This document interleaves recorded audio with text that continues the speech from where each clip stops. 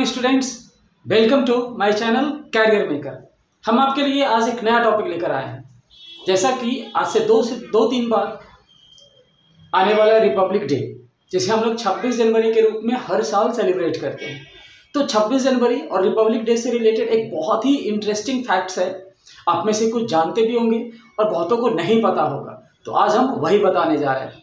अब ये जो रिपब्लिक डे है, ये कौन सा रिपब्लिक डे है? ये है 74th रिपब्लिक डे, जो 26 जनवरी 2023 को सेलिब्रेट किया जाने वाला है।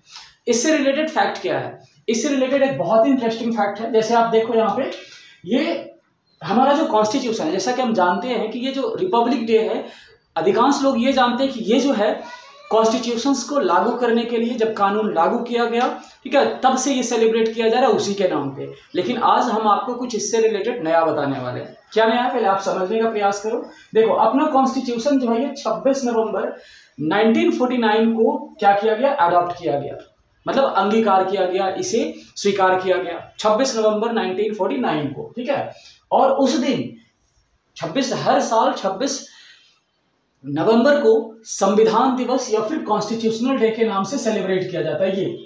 और देखो, 26 जनवरी 1950 को ये इनैक्ट हुआ, मतलब पूरे कंट्री पे लागू हुआ, और उस दिन सेलिब्रेट किया जाता है रिपब्लिक डे के रूप में, यानी गणतंत्र दिवस के रूप में।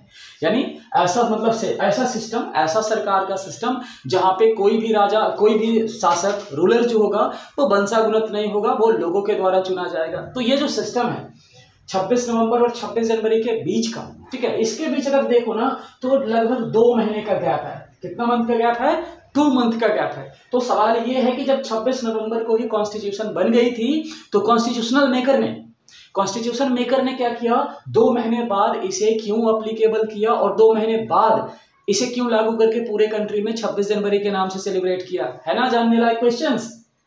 आखिर 2 महीने का डिले क्यों है? तो चलो इससे रिलेटेड बैकअप समझते हैं। कुछ कहानियां हैं जो आपको जाननी होंगी और तभी ये आपको ज़्यादा क्लियरली समझ में आएगा, जिसमें शॉर्ट में हम आपको समझाएंगे कि इंडिया में कॉन्स्टिट्यूशन बनने का प्रोसेस क्या था और बना कैसे, और उसके बाद कैसे ये अप्लीकेबल हुआ। ये चीज़ हम देखने वाले हैं थोड़ा सा शॉर्ट प्रोसेस में। ज़्यादा हम आपको उलझाएंगे नहीं और ना ही ज़्यादा आपका हम टाइम खाएंगे। तो चलो समझते हैं कॉन्स्टिट्यूशन बनने का प्रोसेस क्या है। देखो, ये शुरू होता है कहानी वर्ल्ड वॉर 2 से। ज़्यादातर मोस्ट ऐसे तो बहुत दिन से शुरू हो रहा था 1928 से, बट मेजर शुरू हुआ कहानी कब से?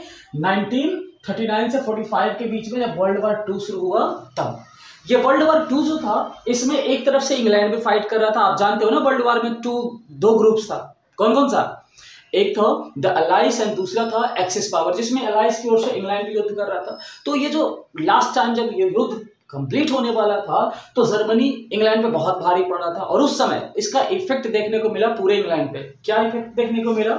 उस समय युद्ध के समय रूलिंग पार्टी इंग्लैंड की थी कंजर्वेटिव पार्टी, जिसका लीडर था विंस्टन चर्चिल। ये विंस्टन चर्चिल क्या करता था? पावर में बिलीव करता था और ब्रिटेन इंडिया को अपना कॉलोनी कंटिन्यू बना के रखना चाहता था। लेकिन इसका एक अपोजिशन पार्टी था उस समय, नाम था लेबर पार्टी।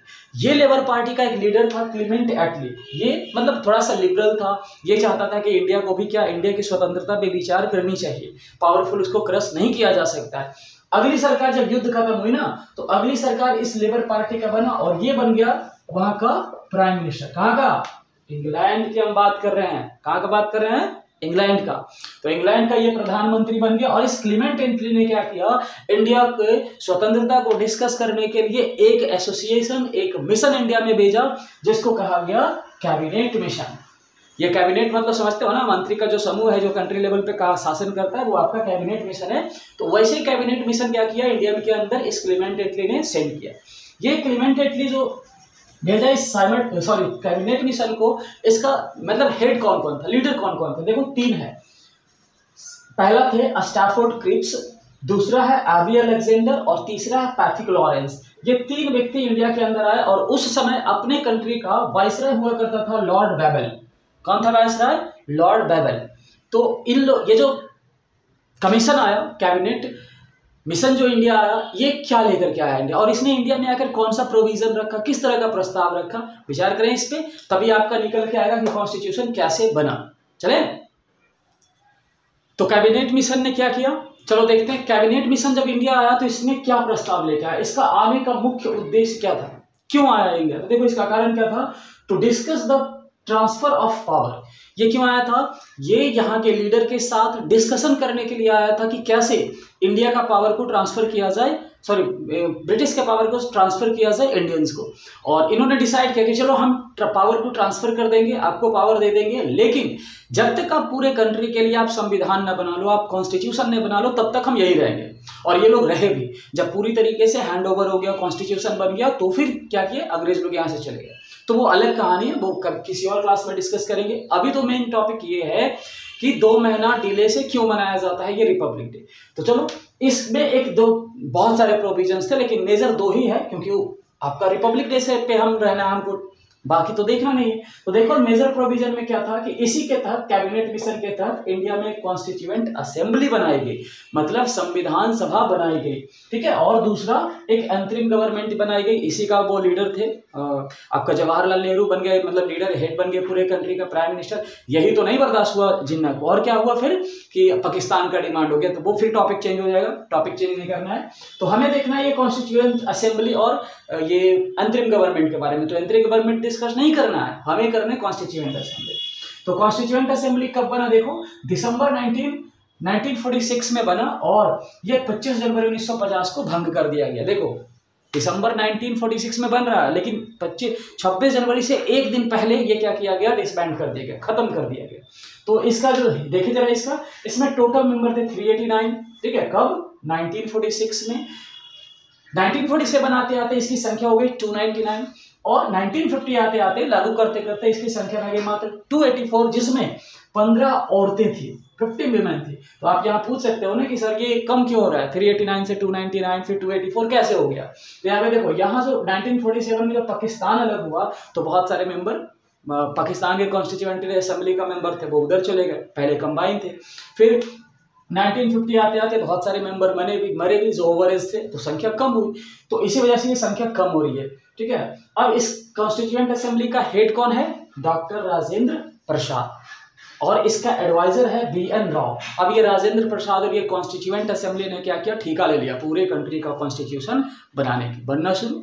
इन्होंने डिस्कशन किया, कहा जाता है 114 दिन तक लगातार पूरे कंट्री से जितने रिप्रेजेंटेटिव्स आए इनडायरेक्ट इलेक्शन के माध्यम से, उन्होंने 114 डेज तक डिस्कस किया।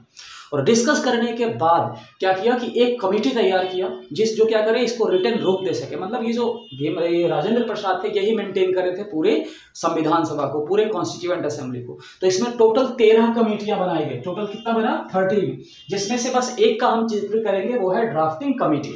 ड्राफ्टिंग मतलब टू ड्राफ्ट द कॉन्स्टिट्यूशन, लिख के दो, लिखने वाला काम ये कर रहे हैं। तो ये ड्राफ्टिंग कमेटी का हेड कौन है? भीमराव अंबेडकर। इनके बारे में तो कहना ही नहीं, बहुत ज्यादा नॉलेज है इनके बारे में, शब्द ही कम पड़ जाता है जब बताने जाते हैं लोग। तो ये हेड थे भीमराव अंबेडकर, और इनके ही एफर्ट से क्या हुआ, कॉन्स्टिट्यूशन लिखा गया। अब कॉन्स्टिट्यूशन देखो, वापस अपने टॉपिक पे चल रहे हैं। कॉन्स्टिट्यूशन 26 नवंबर 1949 तक लिखा गया, ठीक है, और 26 जनवरी को लागू हुआ। 2 महीने का डिले हुआ। तो कितना टाइम लगा बनने में?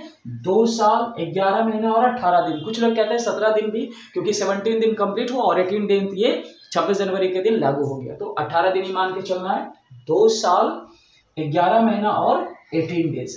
तो अब ये वापस वहीं पे आ गए हम, फिर से वापस जहां से हम लोग चले थे कि ये जो कॉन्स्टिट्यूशन है 2 महीना डिले क्यों हो रहा है। यहाँ भी तो सेम चीज हम दिखा रहे हैं, 26 नवंबर 1949 और ये 26 जनवरी 1950। अब जरा यहाँ देखो प्रॉब्लम्स क्या होता अगर यहाँ पे लागू कर दे तो। चलो इसके पीछे का बैकअप देखते हैं। इसके पीछे का कारण है थोड़ा सा 1929 का एक सेशन है कांग्रेस का, लाहौर सेशन। सेशन मतलब कांग्रेस हर साल इंडिया के अलग अलग हिस्से में मीटिंग्स रखते थे और उसमें प्रॉब्लम्स को डिस्कस करते थे। तो उसी सेशन की बात कर रहे हैं। 1929 में कांग्रेस ने एक सेशन रखा। इस सेशन का, लाहौर सेशन का मेजर डिमांड क्या था? फुल इंडिपेंडेंस, पूर्ण स्वतंत्रता। इसको पूर्ण स्वराज भी कह सकते हो। ब्रिटिश के रहते हुए हम क्या करेंगे? इंडिपेंडेंस को एंजॉय करेंगे, ऐसा इन लोगों ने डिमांड रखा। जवाहरलाल नेहरू इसके लीडर थे, ठीक है। तो इसमें जब डिमांड रखा गया ना, तो इन्होंने डिसाइड किया कि 26 जनवरी 1930 को इंडिया में पहला इंडिपेंडेंस डे सेलिब्रेट किया जाएगा, पहला स्वतंत्रता दिवस मनाई जाएगी। और इस स्वतंत्रता दिवस में तिरंगा भी चुना गया। उस तिरंगे की भी कहानी किसी दिन हम आपको बताएंगे। तो 26 जनवरी 1930 को पहला इंडिपेंडेंस डे सेलिब्रेट किया गया और वही हर साल कंटिन्यूटी बन गई। 26 जनवरी 1930, फिर 26 जनवरी 1931, 26 जनवरी 1932, ऐसे कर करके चला 1949 तक। अब देखो लड़ गया डेट।